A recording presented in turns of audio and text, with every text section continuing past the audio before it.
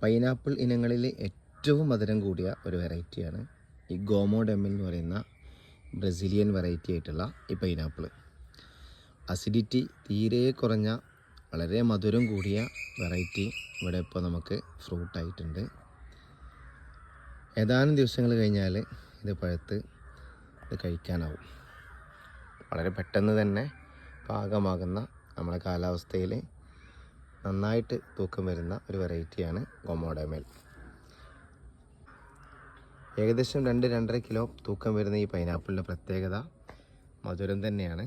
മറ്റു പൈനാപ്പിൾ ഇനങ്ങളെ അപേക്ഷിച്ച് ഏറ്റവും മധുരം കൂടിയ ഇനമാണ് ഈ ഗോമോ ഡെമിൽ എന്ന് പറയുന്ന ഈ പൈനാപ്പിൾ.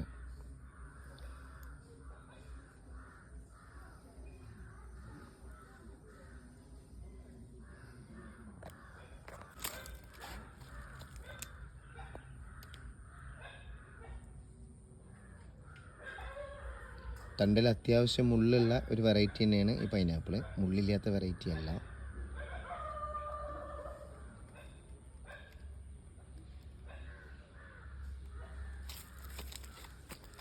അപ്പോൾ ഇതിനെക്കുറിച്ചുള്ള ബാക്കി വിശേഷങ്ങൾ നമുക്ക് ഫ്രൂട്ട് പാകമായതിന് ശേഷം ഞാൻ യൂട്യൂബിൽ അപ്ലോഡ് ചെയ്യാം.